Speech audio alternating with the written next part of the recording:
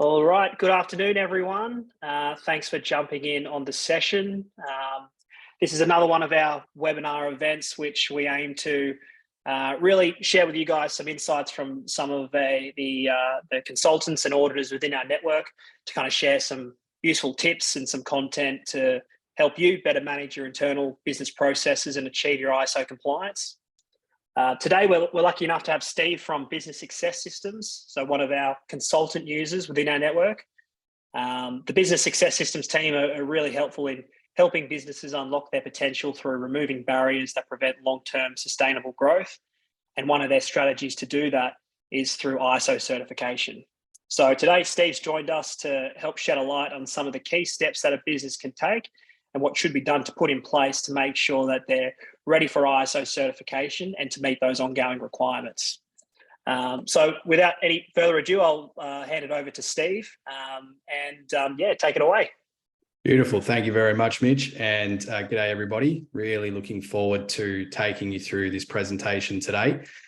We've put a bit of a different spin on the presentation today and really want to challenge your thinking around preparing your business for ISO certification. So in effect, what we're going to be working through is looking at an agenda and preparing the business for ISO certification through a strategy, structure, systems lens.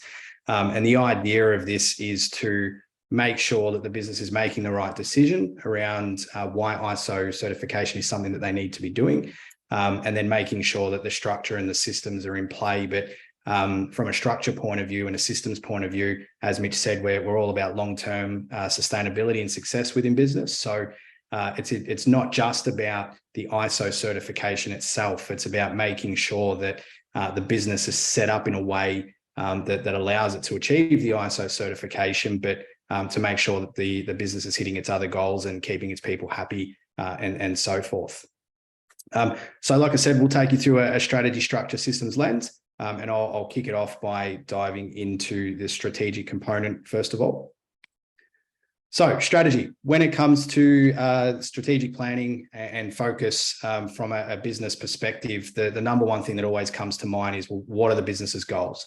And obviously we can see there with the puzzle is, how do the business's goals and ISO certification connect with each other? So we want to make sure that the goals of the business have alignment, and that ISO certification also aligns to the ideal client.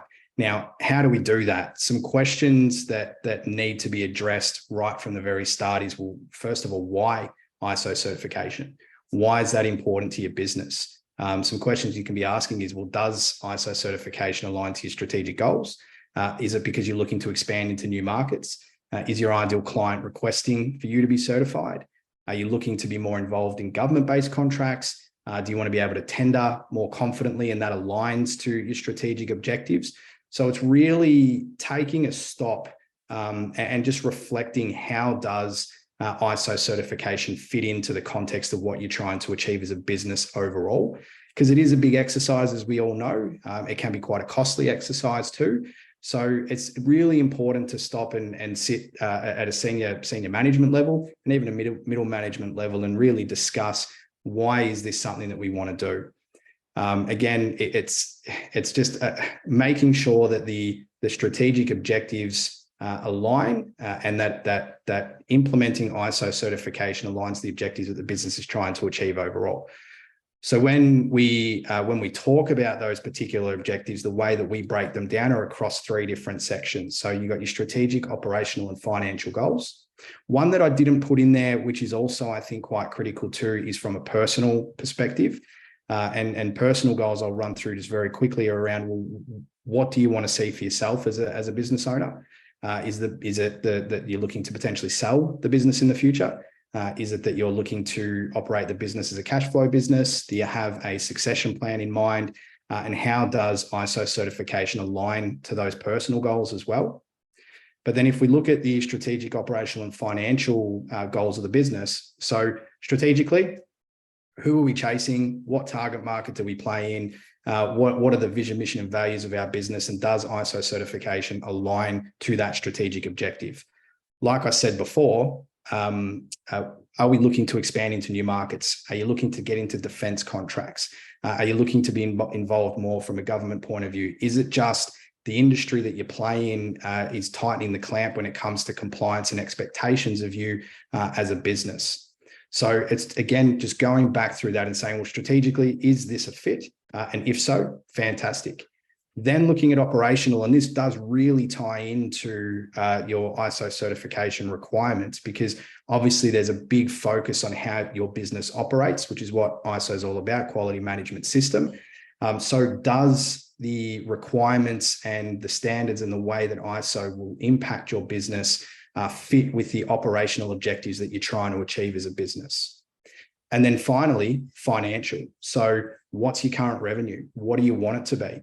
Does expanding into these new markets, does finding a different ideal client, does going for larger tender-based contracts where you need to tick that box help you to meet those financial objectives? So when we bring all of those together, it's, again, taking that step back and saying, why are we doing it? And does it help us to achieve the goals that we're trying to achieve? Now, when we also look at this from an ISO standards perspective, strategic management and strategic planning and how the business does this on a regular basis is required as part of the ongoing maintenance of your ISO certification. So it is really important to not only have your strategic plan set with the goals that you're trying to achieve, but having a framework in place to continue to monitor that, evaluate it, understand the performance and how you're going against it, which we'll talk a little bit more about in the structure piece. But I think the overall message here is just to move away and sort of challenge yourself away from the thinking of, we just really want to tick that box to satisfy the requirements to win a particular tender, and look at it and say, well, how does this impact our business from a strategic point of view moving forwards in its entirety? Yeah, that's a really good point, Steve, and something that obviously anyone who's kind of gone through ISO 9001 certification is one of the main, I guess, starting points, is to outline those quality objectives and then that quality policy. So I think formulating that into a wider strategic, operational, and financial goals is really important, to not only look at this through the lens of a quality manager or a compliance manager, but from an overall business's perspective as well.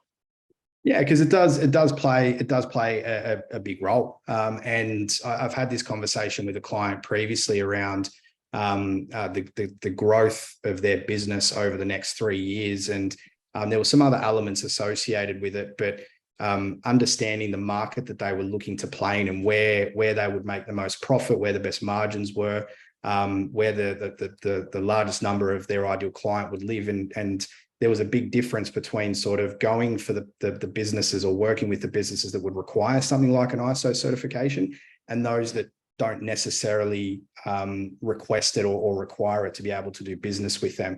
And it all formed part of the conversation, because obviously there is a resource dedication, as a financial dedication, and ultimately a time which equals both. So it is really important to stop and consider that before you decide to make the leap into it. But if it all lines up and it is the right way forward, and strategically it's the right way forward, operationally and financially, well, you'll be able to ascertain that really easily, and it'll give you some clear and positive direction moving forwards. Also, it helps your team to buy into that as well, because they understand the direction that the business is going, why it's doing that, and ultimately why it's implementing ISO standards as a norm moving forwards within the business. Yeah, awesome. And I think you kind of highlighted it there on the importance of from these kind of discussions coming from a leadership perspective as well. So making sure that everyone top down is bought into that concept, to make sure that, I guess, the entire adoption of the system and fully realizing the impacts of the system is felt company wide.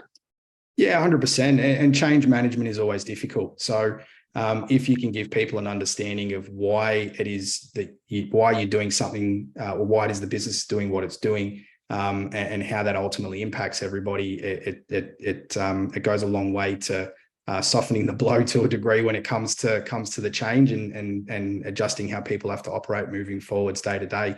But yeah, leadership plays a critical role. It starts at the top and driving that moving forwards, which we'll get into a little bit more detail on in the structure piece. All right, so strategy, make sure it's aligned, but now let's move into structure. So one thing that we commonly find when we start working with a client is that they have structure within their business, but it's partly disorganized. Now, some of you might be sitting there looking at this image and going, yep, that's us. We've got some structure. Is it a little bit all over the place? And ultimately what we want to do, again, pushing to a degree the ISO certification piece to the side, but obviously there's a symbiotic relationship with it, is we want to move away from the disorganization and move to something that's a little bit more, or definitely more structured. Now, when it comes to how this plays a role with ISO certification is by making sure that everybody has an understanding of the role that they play within the business, and especially when it comes to the management of the quality management framework. And it's a big part of the standards requirements that there is documentation and evidence as to what people are doing and what role they play within the quality management framework. So the best way to segment this is to look at all the different functions or departments or disciplines within a business, whatever terminology you want to use, and clearly drawing a map as to all those different departments, and then looking at those individual departments and the different roles associated with those, and building the roles and responsibilities around that. Because ultimately, who's going to be responsible for your non-conformances? Who's going to be responsible for your incident management? Who's going to be responsible for your customer surveying? Who's going to be responsible for all of those things? So laying the groundwork initially, not just from a quality management framework point of view, but a general business perspective, will go a long way to making sure that everybody's aligned and is fully understanding of what their responsibilities are within the business. And then when we look at we spoke before about the leadership element and holding people accountable to expectations, that's where the KPIs or OKRs or accountability metrics or whatever phrase you want to use within your business, that's where they come into play. So when you're looking at it from a quality management point of view, aligning that to your strategic goals, your strategic operational and financial goals, it's making sure that everybody is accountable to expectations that filter up to achieve that metric. So an example of that would be, and a really simple one is from a sales point of view. So if you want to achieve $1 million in sales, how do we do that? Who's responsible for it? So ultimately, we've got the people that are responsible, being probably your sales team or whoever that may be within your particular business. But how do we achieve that $1 million? Well, let's say the average value of a client is $100,000. That means that we need to find 10 clients. Or you might be building from your existing client base, but just to keep the example simple, we're looking for 10 clients. So then how do we achieve those 10 clients? And then it's keeping people accountable to those activities, which then ultimately helps you to achieve the number that the people need to achieve, which then helps the business to achieve its goals. So getting the understanding from the top, bringing that down into the structure, which also plays a role in, like I said, from a quality management framework perspective, you've got your non-conformances. So when a non-conformance occurs, who's responsible for reporting that? Then who's responsible for the corrective action? Who's responsible for keeping the person accountable to achieving that corrective action? So setting all of this up within your structure is critically important to make sure that not only the initial implementation through a project of some sort, which we'll talk a little bit later on in the planning phase, but just the ongoing sort of day-to-day responsibilities people are being kept accountable to. How often are we meeting to discuss these things? So it's looking at the roles and responsibilities, the accountability metrics associated with that, and then who's meeting with who and how are we reporting on it, which ties into a structural framework that helps to support your quality management framework. So further to that, when we look at structure, I've gone over a couple of these already, but who meets with who? When do you discuss your strategic objectives, your operational objectives, and your financial objectives? As a management team, When do you get together to assess your performance, to measure yourself against the benchmarks that you've set to continue to move the business in the direction that you want to move to? When do you discuss departmental KPI progress? And how do you report on this to ensure you're meeting your goals that align to the business goals? So we've got the top level at a management or a senior management level, then we've got the departmental level, and then using an example of a process. So when do you discuss NCRs? How do you report on non-conformances? Who's responsible for the corrective actions, and how do you keep them accountable, as I mentioned earlier? So again, making sure that this is happening right across the business, taking it from disorganized to organized and structured, so everybody understands what their role is, how they're going to be held accountable, and when that's going to occur, and how we're reporting on that. And again, that's both from a business-wide perspective, but also from a quality management framework, which, in my opinion, tie together. All right. Any questions so far from anybody? Might just open it up and take a couple of minute break and see if anybody's got any questions before we move too far ahead. Yeah, awesome. Feel free, anyone, to unmute yourselves, or if you want to just pop something in the chat, we've got that running as well. So yeah, any questions on anything so far? I think it's been really interesting to see, these type of requirements not just from the benefits, not just to align to ISO, but also the wider business as well. And it's nothing kind of additional that you need to do to meet ISO requirements. It's all stuff you will need to do anyway to meet those ISO requirements. But I think it's really important to have these types of, start thinking about these things in the early stages, so that you've got the most opportunity to put in a system that's going to be long-term efficient moving forward. That's right. Yep. Okay. I'm not sure, Steve, if you can see the chat. We've got a question from Sean in the chat now.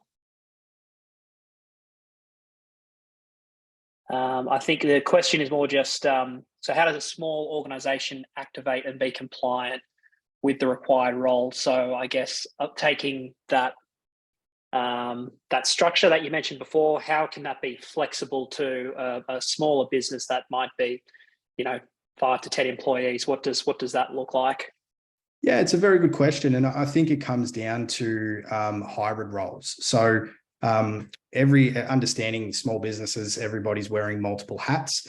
So I think it's removing that more hierarchical structure, and it's more working together as a team, where even though the business may not have as many resources, these things still are relevant in potentially a smaller context. So really what it comes down to is taking a little bit more of the corporatization out of it, but still deciding on the things that need to be done on a day-to-day basis, and also from an ISO perspective, but coming together more often to discuss those things. So it's it's more about having the multiple people wearing the different hats. And to be honest, I think the systems help to support that, because if you've got the right systems in place, it makes it easier to support the structure. But yeah, look, I completely understand from a smaller business perspective, but at the end of the day, the foundational requirements still remain the same. So it's more about defining who is going to be responsible for what. It's just they're going to be responsible for a little bit more than it would be if it was spread across a larger team.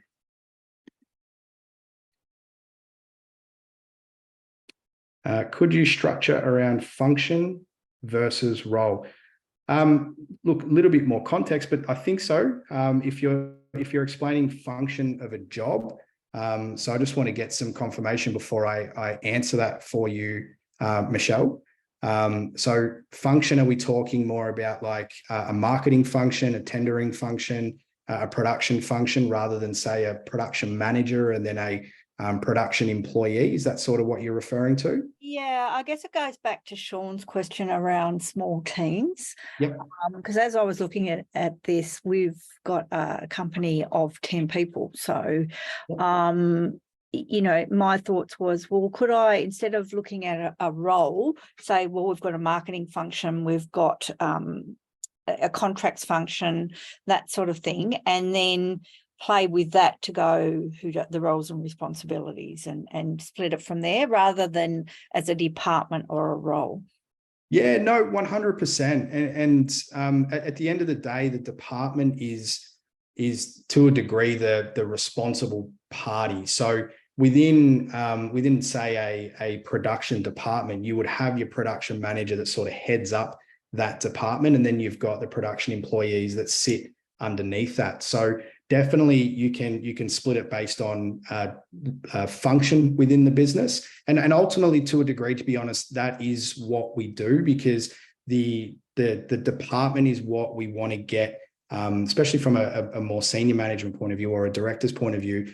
You want to understand how that function within the business is operating, and then it's the responsibility of the people underneath that to do the day-to-day tasks. Or again, you might have 3 people out of the 10 that are responsible for, one person that's responsible for tendering and quoting as well as managing production. But it's then that person's responsibility to be able to report on both of those mechanisms to the group that is responsible at that higher level.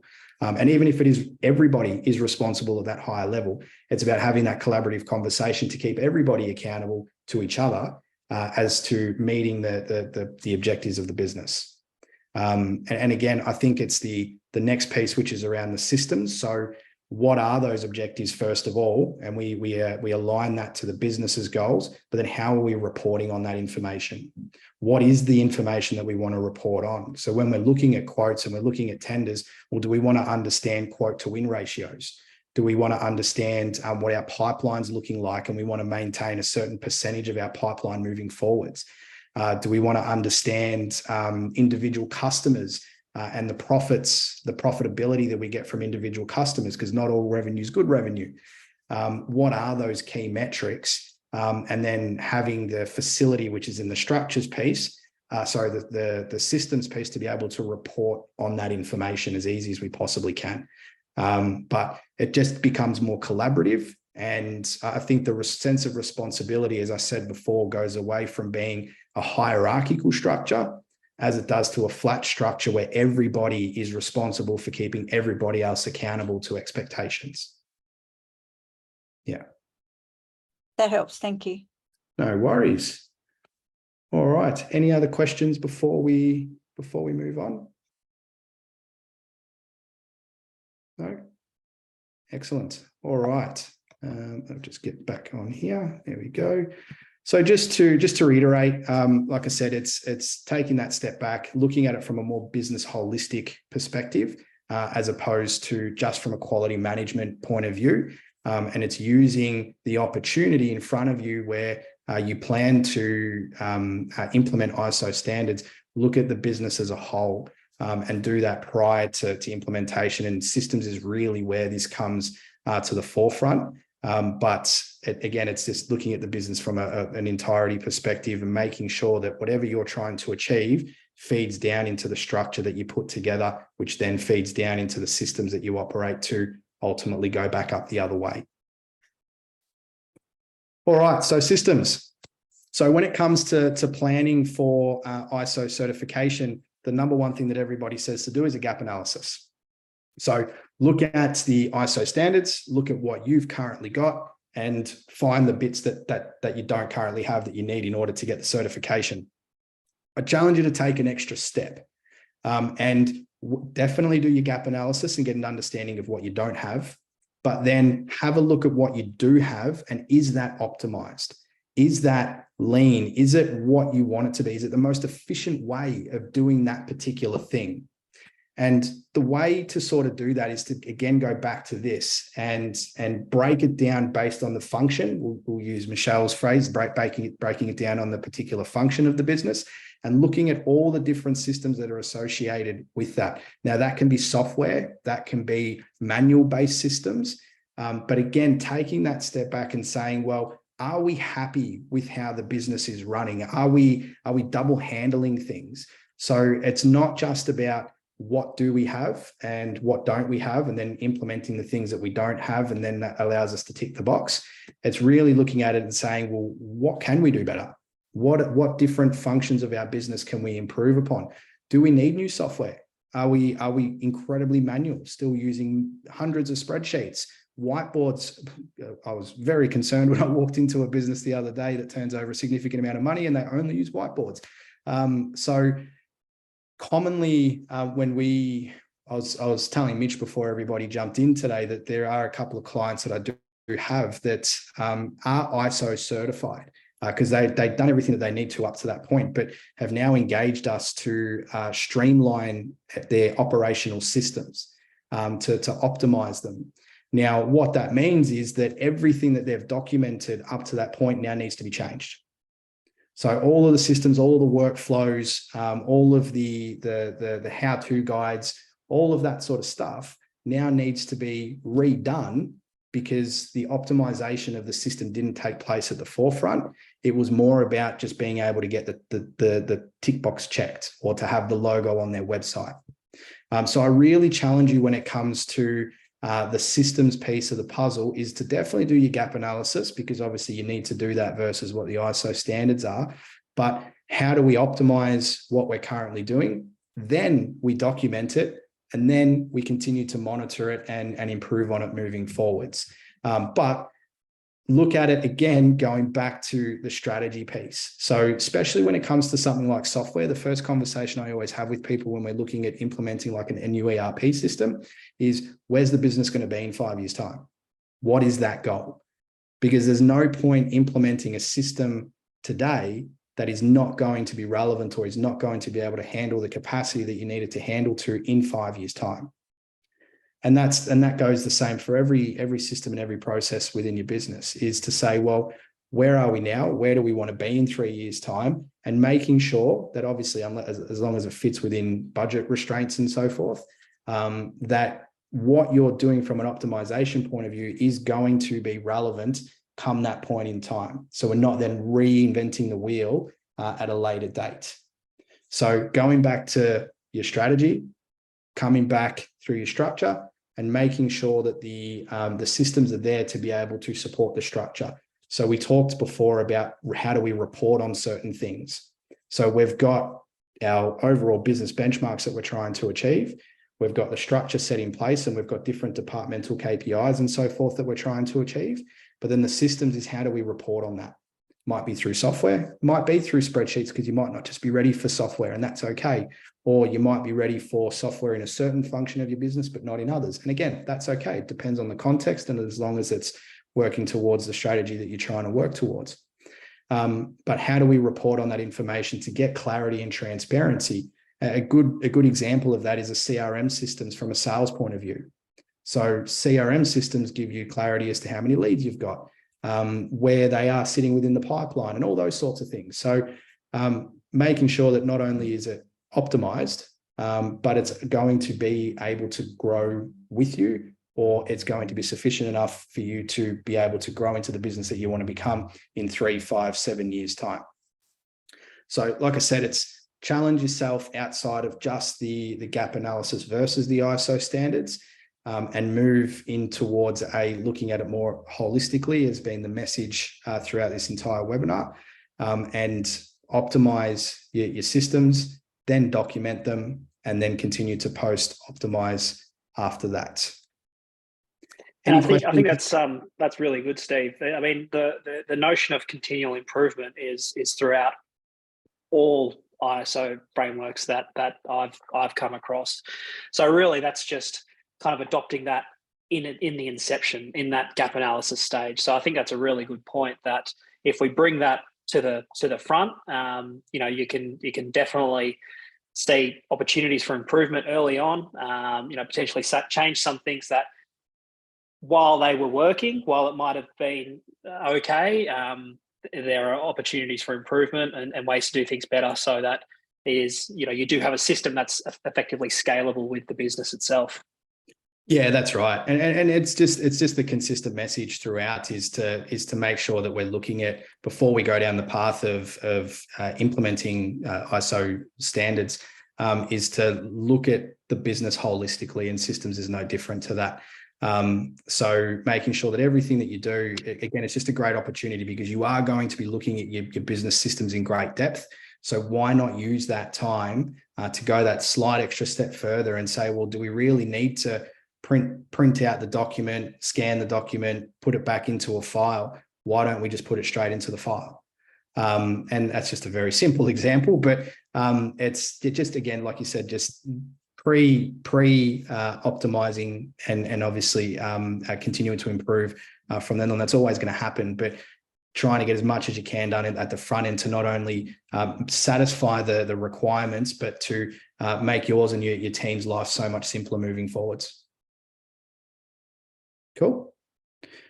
Okay. So then from a practical sense, when it comes to preparing your business for ISO certification, is just around planning. The amount of times I've said to people, plan, because some people just dive into it bullet a gate. They just are super excited about it, really keen to get it underway because they know that at the other end of that, there's some golden opportunities for them. But again, what ends up happening is if it's not ultimately if it's not correctly planned or you don't follow these simple steps, is that you get through it and it might fall over.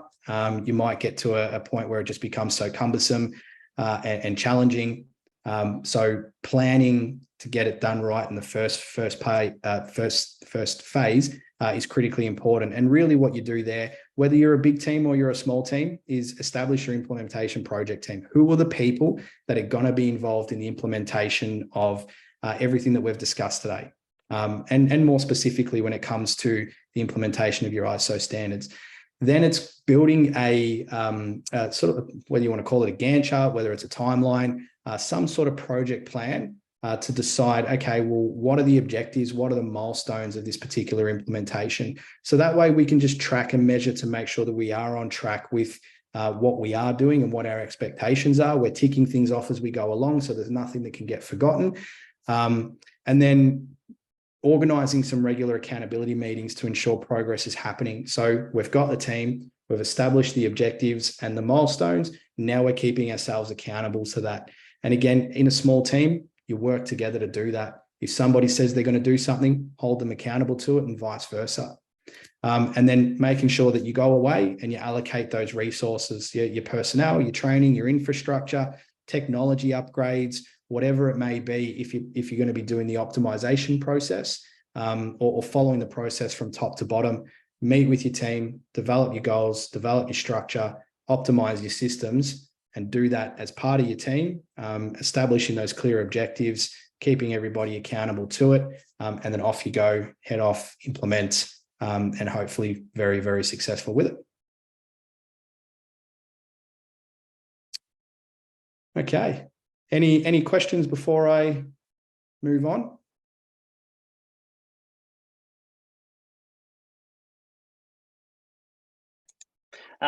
In terms of a time frame, obviously it's a kind of a loaded question because everyone's different, everyone's priorities have changed, a lot of different businesses and everything.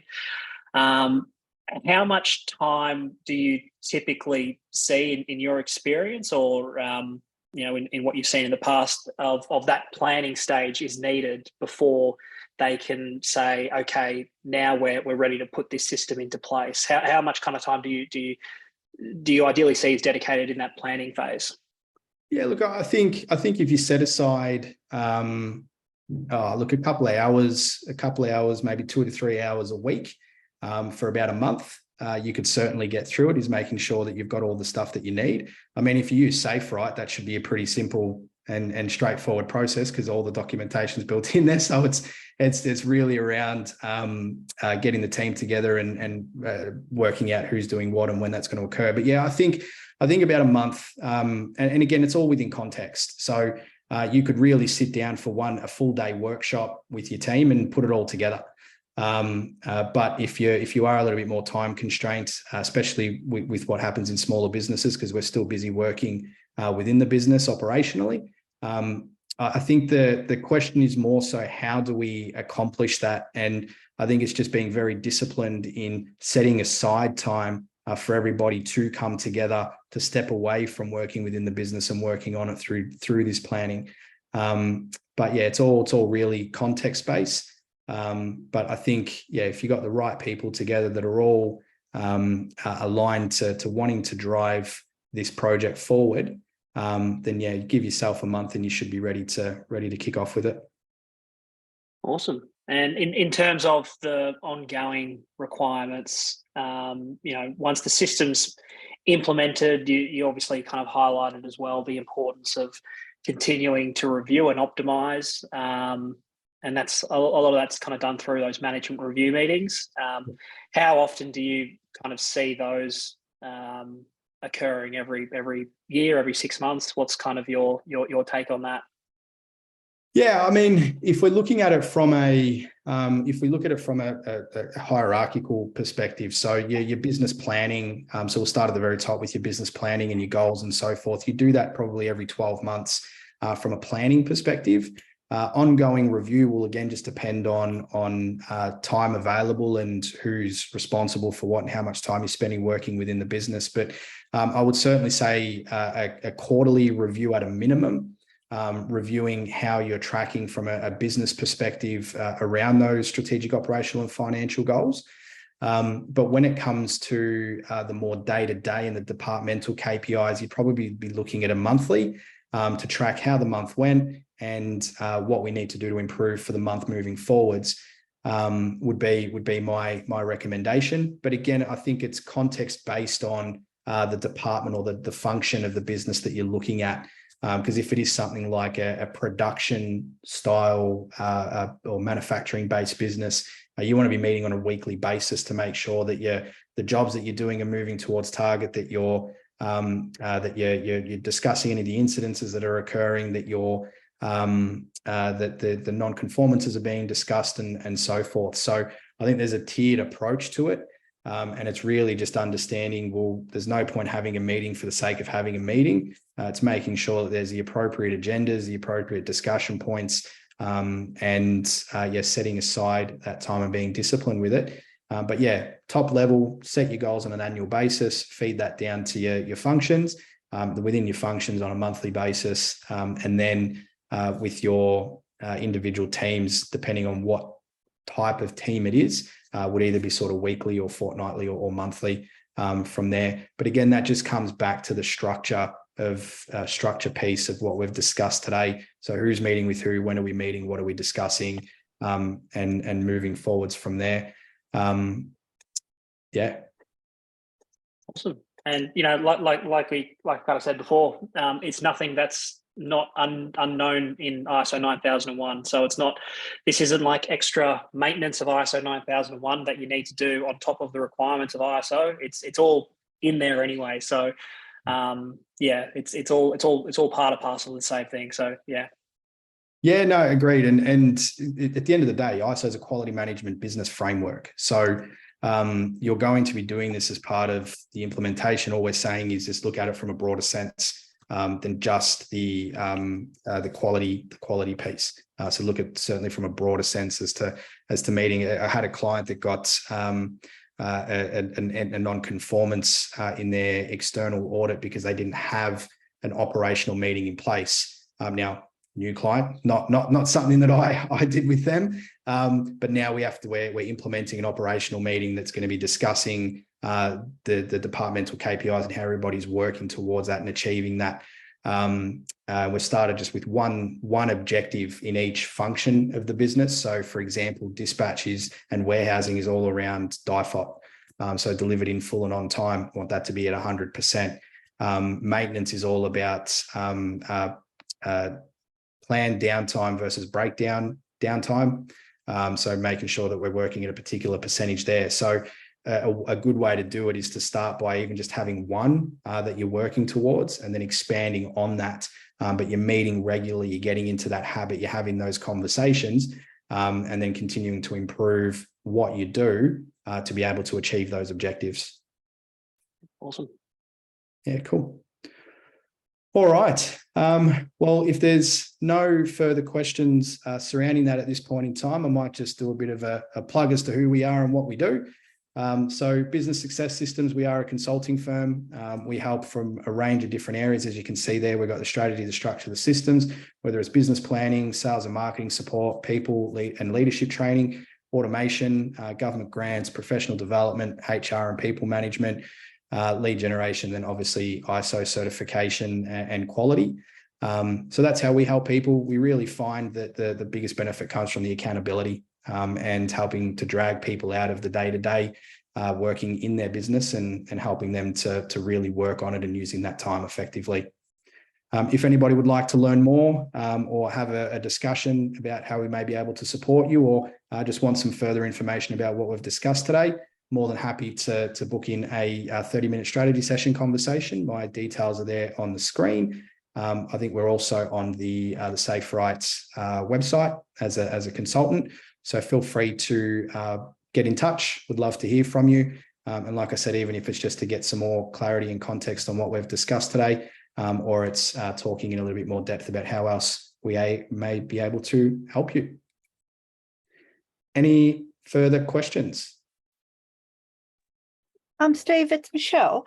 Just a question. Do you ever get to the point when you engage a client engages that you go, actually, it's not in your best interest to do ISO certification due to the cost? Yes, in short. And again, it ties back to what's the business trying to achieve. So if you say to me that it's going to give us the opportunity to triple the revenue of our business, as long as from a cash flow point of view and a budgetary point of view, it's not going to put you under any real financial constraint or concern, and you're very confident we've identified that your ideal client lives in that mix of people that you're going to be able to benefit from by having the ISO certification, then we go for it. But if it ever comes to a point where, like I mentioned a client previously, that the ideal client and where the most profit lived for the work that they did. And like I said, there were some other extenuating circumstances associated with it, but we chose not to. But what we did instead was we implemented an ISO-like structure within their business. So they're still operating under that framework, just without the associated costs. But obviously, again, it's all determined by what the business is trying to achieve. I'll always go back to that. But in short, if there was a financial consideration and concern, well, the question's so much not is this something you should do? If the answer is yes, this is something that we really think we should do, we then say, okay, well, how do we frame your goal to be able to do that? What do we need to do now to be able to go down the path of certification and have the financial means to do that in 12 months time or 24 months time? And then that becomes a strategic goal, it becomes a financial goal. It becomes something that we inherently try to work towards within the business. And we use the same framework to meet on an ongoing basis to make sure that we're achieving that target. Yeah, no, that's perfect. Thank you. That helps. No worries. Any other questions? I have a question. So with us, we're getting a gap analysis happening in the beginning of August. But what I'm pretty much new in my position here. There's been a lot of fingers in the pie. So what we're going to be doing is handing over a whole lot of different things. Is that going to help them find the functionality and the structure? Because for me, that's how I found Safe Right, because I was like, we need one simple base template. And that, again, when you were talking about the whiteboards and stuff, that made me giggle, because here there's so many different systems, and there's a project management system, but then there's Excel, and then there's this and that and this and that. So you said you're handing off a whole bunch of things. So yeah, so we're getting someone to come in to give us a gap analysis so that we can show them what our company has so far, because we're in Adelaide and we're interstate as well. So you know that there's interstate people that also have put ideas in. Yeah. So it's kind of trying to mainstream it, or like streamline it, should I say? Yeah, and look, and anybody sort of worth their salt from an external perspective that comes in is going to want all the information, and he's going to want to ask 1,000,001 different questions to be able to do it as efficiently as possible. Yeah. And look, a system like SafeWrite is critically important when it comes to these sorts of things, because it does give you a structure to follow. Yeah. Everything is all in one place. It is pre-templated. Obviously, you want to make sure that that's adjusted to suit your systems, of course. Yeah. But that's ultimately what it does. My question would be, though, is why was there so many fingers in the pie to begin with? I don't know. And I guess it goes back to pretty much when you first started, when you were saying, you know, where you're going to be in 5 years, because it's like we grew rapidly and then it kind of went back down and then it's gone back up. And at the moment, it's kind of lulling again. But we do a lot of stuff with government and defense. So you need the ISO.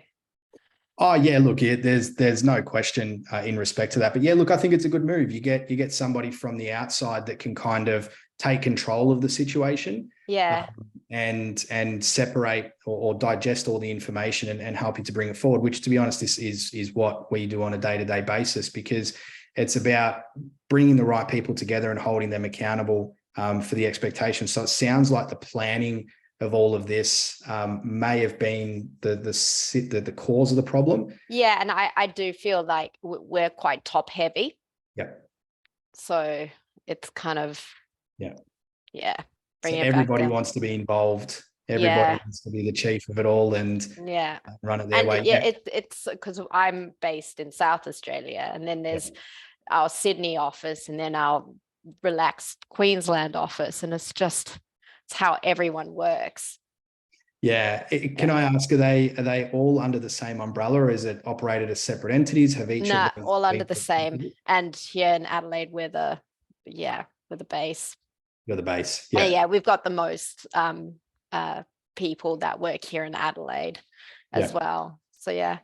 A common thing when there is separation. So we say there's a base, and there might be other areas of the business in different locations. Is to look at the first and foremost the strategy, structure, systems. If we want to call it, say, a triangle, strategy sits at the top. Is the head office needs to have its own. The management team needs to have its own. And then each area sort of sits underneath that with its own strategy, its own structure, and its own systems. But it all needs to feed into one. And I had this conversation with quite a large manufacturer where they've gone on a bit of an acquisition spree and bought a whole range of different businesses, and sort of sat with them and talked about their software. Not in the context of ISO, but I'll link it back. Is that each business that they've bought has had their own operating system, and the mess that causes is just significant. One person uses this MRP, another person uses that ERP, another person uses this payroll system. And I actually said to one of the board members, I said, you really got to stop and take stock of all of the systems that you have within your business, and aim to find one operating system if you can. It may not be necessarily possible, but one operating system that everybody's beating to the same drum. It doesn't matter whether you're in Queensland, you're in South Australia, you're in New South Wales, you could be overseas. Everybody's beating to the same drum and doing the same thing. Because, there'd be times where you might decide, I've had enough of South Australia, I want to go to Queensland. Yeah. So you go off to Queensland, you work in the Queensland office because you love the culture of the business and so forth. Correct. Yeah. But then you're relearning it all over again, practically the same job. But like I said, I think the cause of the problem is the planning. Who's involved, who's responsible, who's calling the shots. So getting somebody external to come in and support you with that is good, because if they're good at what they do, which I'm sure they will be, they'll take control of the situation, and they will be able to ascertain all the information and implement what it is that you need to implement. Okay, brilliant. Thank you so much for that. Good luck with it. All right. Anybody else? Any questions? I really hope you've all got some value. I know it's a little bit different to the typical sort of ISO discussion. Just wanted to hopefully challenge everybody in a little bit more depth around looking at the business from a holistic point of view. But would love to answer any further questions if we did have any. Yeah, and I think just if if anyone's got any final questions to add in the chat, I think just a comment from my side is that was obviously a really helpful presentation, Steve, particularly coming from like you mentioned, from an outsider's perspective, from not just an ISO side. So, and I think that's really important when you do work out that strategy or why. It's really important to ask that question: why are you looking at getting ISO certified? Obviously, there's that kind of tunnel vision of a tender or a potential kind of carrot on the end of the stick of getting that certification, but also looking at the wider implications of that as well.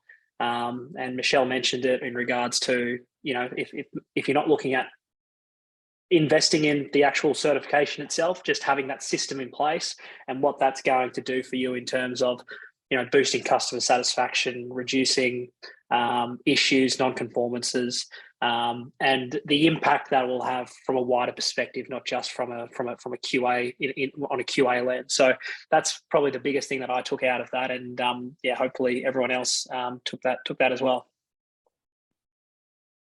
Excellent. Well, thank you, everybody. Oh, we've got a couple of chats coming through. Yes, awesome. Thanks, guys. Really appreciate your time. Awesome. Yeah, thanks. Thanks again, Steve. What we'll do is we'll send out the recording for everyone so they've got that on hand as well. I'll just probably take a little bit to download all that and get that up and running for everyone. So that'll come through either later today or tomorrow. I'll also include Steve's details in there as well. So if anyone's looking to get in touch, I'll include his email and phone number as well. So yeah, but other than that, thanks very much for jumping in. Steve, thank you for a great presentation. And we'll send that out to everyone shortly. And feel free to reach out if anyone's got any questions. Thank you. Thank you, Mitch. Appreciate you having me, and thank you, everybody, for taking the time out this afternoon. Have a great rest of the week. Thanks, Steve. See you, everyone. See you guys. Bye.